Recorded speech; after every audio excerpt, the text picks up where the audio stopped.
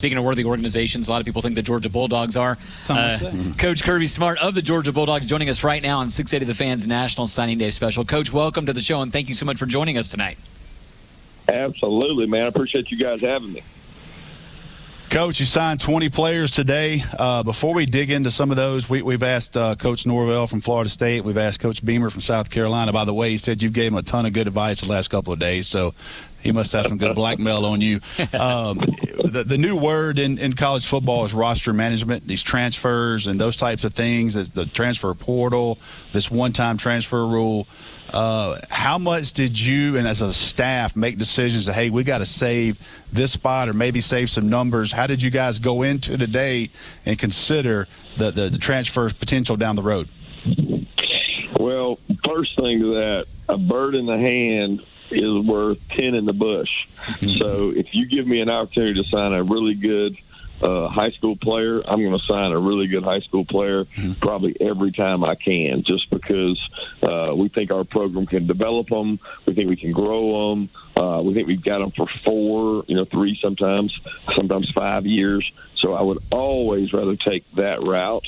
But the way things are changing and the way things are opening up, you're always going to have kids that want to come back to Georgia, because our high school programs put out so many good players, and kids choose to leave the state, and then they realize mom and dad got to drive a long way, and sometimes they want to come back closer to home. So sometimes you don't have the flexibility to do that. Sometimes you can push them forward to the next year, and that's one of the things that we consider this year probably more than others, and it's something you always think about. 2 kids that I've covered for a long time, and I know you're very excited you signed today. Talk about people that have not seen him. Tell me, when Amarius Mims walks into a room, what kind of a large, athletic young man that is about to be on your roster? Well, I mean, first thing you said is large. The number one thing we cannot develop is size.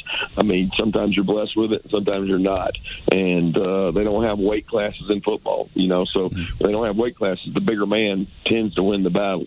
And we've been very fortunate to have some really good tackles. We think he falls in line with some of those guys we had picked last year. He's got a smile on his face all the time. And I know the college game will be a transition for him, but God's also gifted him with a lot of talents to help with that.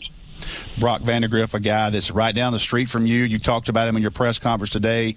You've known this kid. You recruited him really hard. You know his family. He did a tremendous job recruiting this class. I know Georgia fans, I've told, they better shake his hand when they see him, because this young man did a lot of work to help bring some guys in this class. Tell me about Brock Vandergriff and what you're looking forward to coaching him on the next level.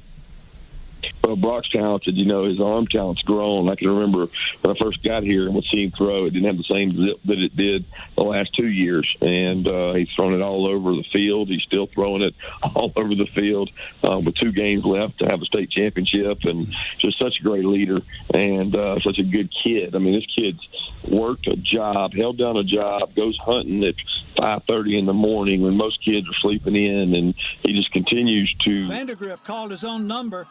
They scored. Wolverines break on top, 7. Program. Hey, Coach, tell me real quick, Rusty brought him up earlier, Dylan Fairchild out of West Forsyth, which I think is their first Power 5 player they've had come out of that program. What's it like for a high school program to have a player like a Dylan Fairchild and for a Georgia to come and get a guy like that?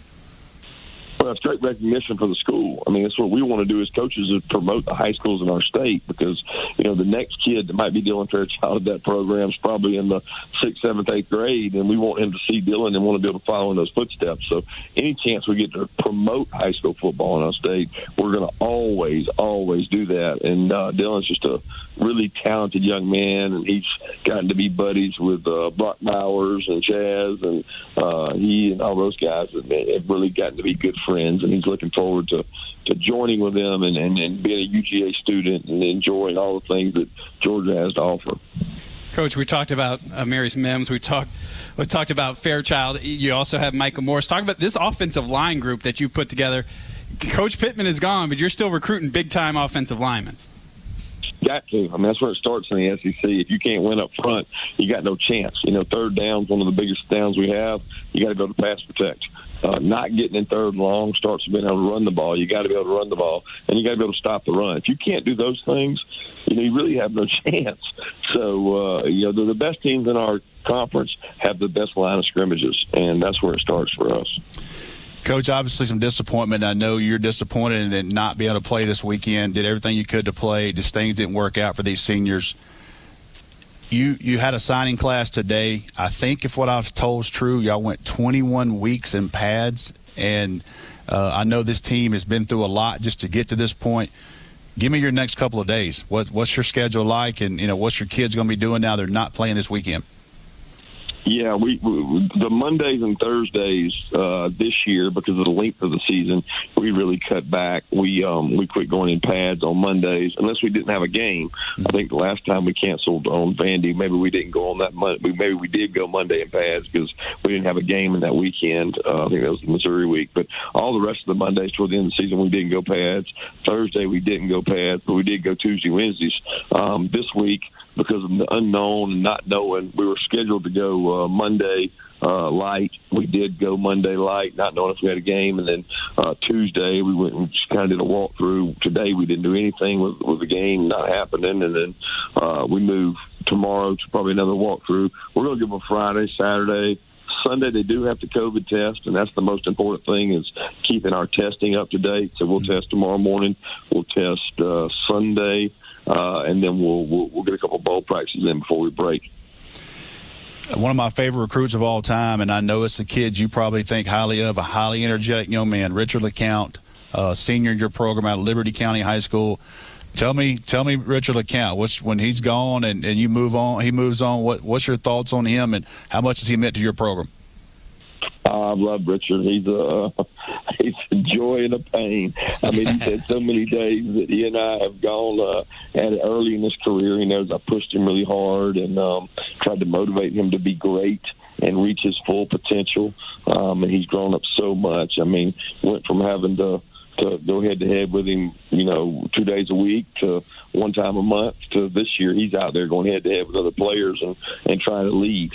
And such an unfortunate accident to have happen, and it's been tough for him because he's not completely back yet. He's out there trying to practice, and he's pushing through, and he's got to understand that you got to take 2 steps back, take 2 steps forward, and he's really trying to do that. And we really thought this weekend he might have a chance to play a limited role, maybe a third down role or a passing role, and then he didn't get that opportunity. So I know it's tough on him, but we'll miss Richard's confidence and his enthusiasm at practice.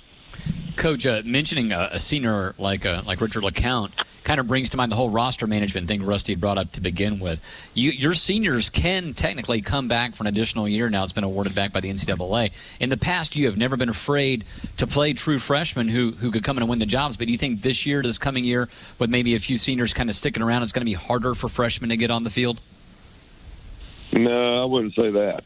I would say with the influx, with the increase in the number of juniors who are going out and the increase in transfers because of the one-time transfer rule, this senior stay-in will just kind of mitigate some of that. You're going to have more freshmen playing, in my opinion, because the transfer is happening more freely. So your numbers are dwindling, plus juniors are going out at a higher rate. So you're forced to play freshmen even more. The senior stay-in should be able to help a little bit, but most of the seniors that are contributors, that are major starters, they're going to go and take their try at the NFL. You're not going to see a lot of these seniors sticking around. Coach, it's a question that folks have been asking the Georgia coach since Herschel Walker was getting recruited down at Walker County. When you get a guy who's playing small classification football like a Brock Vandergriff, does it take him a little longer to be able to play on the SEC level? Does that make a difference? I don't know that at quarterback it makes a huge difference.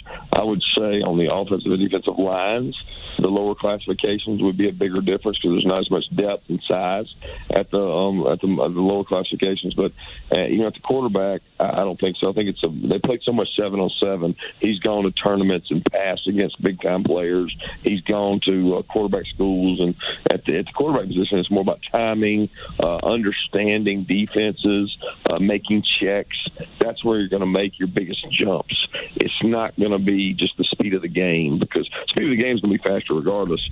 But he's seen in the 7-on-7 tournaments a lot of the same caliber of players.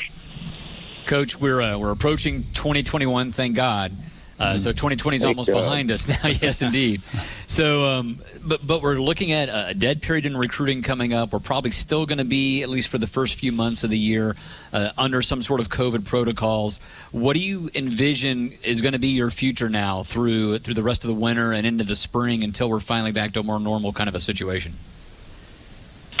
Well, I mean, I think it's going to be very similar to last year. It's communication. We probably got over 60 2022 kids on FaceTime today, and communicated with them through their high school coaches, through them reaching out to us, jumping on the phone with them, letting them know they're a priority now, fighting for. You're gonna see the greatest war ever on earth for who gets that first visit. April 15th. Oh my goodness! It'll be legendary. There'll be folks having Midnight Madness. World War III. Yeah, because it's going to be like opening of the gates, and everybody's jockeying for that first impression. Well, Coach, will you have? Do you think you're going to have regular spring practice? Obviously, last year that was the big effect. As rolling along in March, suddenly everyone's spring practices got cut. But now that you've been through a fall and you were able to get practices in and actually play games, I would imagine that spring practice is now back on the table, wouldn't you? Yeah, we foresee it being. I mean, unless the SEC comes in and throws a rule at us, or maybe COVID number spikes in certain communities, they're certainly making a level playing field. But we certainly expect it to be back to normal spring practice. All right. Well, Coach, we want to thank you so much for joining us. We know you've had a long day at the end of a very long season, and we can't tell you how much we thank you for joining us tonight. Well, I got a little 8-year-old sitting here named Boogie that his name's Andrew, and he loves listening to you guys. So it's his bedtime, and I'm telling him he's got to go to bed, and he loves listening to you guys. Want to say anything to him, Andrew? Hi. Hey, let me tell you something. I've seen some video on him, and he'll probably have a profile sooner than later. I can tell you that. We talked about Camp Twin Lakes, and we didn't get to go there and see him play a little dodgeball this summer. I missed that. Yep. Yeah, he's all about it. He wants to get a rating. He keeps telling me he wants to be a punt returner. So I told him those guys get hit way too hard. Well, Andrew, you go to sleep like your daddy says. He'll make you chocolate chip pancakes tomorrow morning. Tell him I promised it, okay? Appreciate it, Coach. Thank you, guys.